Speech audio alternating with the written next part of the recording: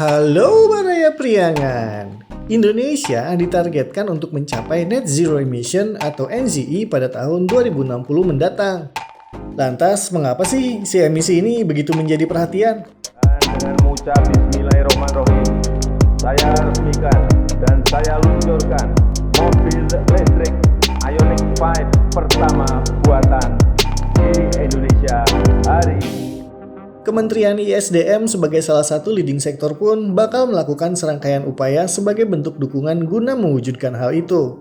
Menteri ISDM Arifin Tasrif menyebut ada sejumlah target utama yang dimiliki pemerintah sebelum bisa mencapai net zero emission pada tahun 2060. Di antaranya mencapai bauran energi baru terbarukan atau EBT sebesar 23% pada tahun 2025 dan memenuhi target Nationally Determined Contribution atau NDC untuk menurunkan emisi karbon lebih dari 450 juta ton pada tahun 2030 mendatang. Menurutnya, dua hal itu mesti dicapai karena akan sangat berperan penting untuk memenuhi target nasional, di mana Indonesia bisa terbebas dari emisi karbon pada tahun 2060. Transisi energi berkelanjutan merupakan salah satu isu prioritas presidensi G20 Indonesia. Kalau untuk net zero emission Indonesia nanti di 2060 bukan sesuatu yang mudah, tetapi negara kita sekali lagi memiliki potensi yang sangat besar sekali. Komitmen kuat Indonesia mencapai net zero emission juga didukung oleh perumusan sejumlah kebijakan yang dikeluarkan Presiden Joko Widodo, khususnya dalam sektor energi. Misalnya, beberapa waktu lalu Presiden telah menerbitkan Perpres nomor 112 tahun 2022 tentang percepatan pengembangan energi baru terbarukan untuk penyediaan tenaga listrik.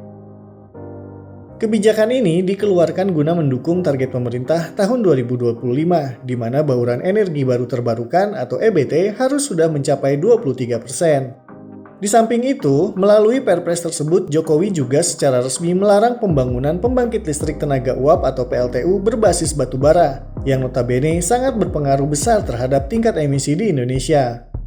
Lantas, mengapa sih si emisi ini begitu menjadi perhatian?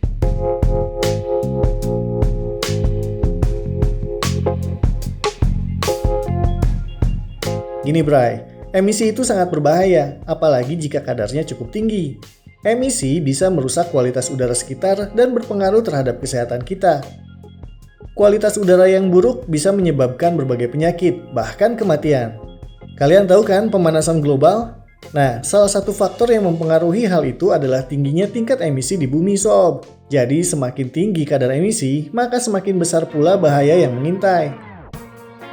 Lalu apa aja sih faktor yang bisa mempengaruhi tingkat emisi? Jawabannya ada banyak sob. Salah satu hal yang paling mendasar dan bisa kita lihat setiap hari adalah emisi dari kendaraan. Kendaraan yang beroperasi dengan memanfaatkan bahan bakar fosil berkontribusi terhadap tingkat emisi. Maka dari itu, saat ini pemerintah tengah menggemborkan migrasi mobil listrik sebagai solusi untuk menekan angka emisi dari sektor kendaraan. Bahkan, Menteri Koordinator Bidang Kemaritiman dan Investasi Luhut Binsar Panjaitan dalam akun Instagram pribadinya beberapa waktu lalu menegaskan penjualan mobil dan motor berbahan bakar fosil akan mulai di-stop pada tahun 2040 mendatang. Luhut menyebut, selain untuk menekan angka emisi, menyetop penjualan kendaraan berbahan bakar fosil juga dilakukan untuk menekan angka konsumsi BBM.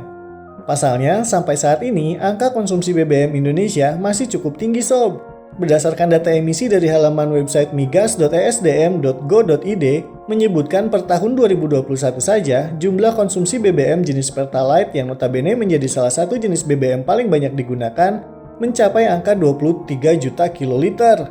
Jumlah itu belum dikalkulasikan dengan para pelanggan BBM jenis lain ya sob. Semakin tinggi tingkat konsumsi BBM, sudah pasti akan membuat tingkat emisi semakin tinggi. Nah, berdasarkan pemaparan tadi, sekarang sudah tahu kan mengapa kita harus mendukung pemerintah menuju Indonesia bebas emisi pada tahun 2060? Yuk, kita ikut berkontribusi untuk negeri, salah satunya dengan beralih ke mobil listrik sebagai solusi menekan angka emisi.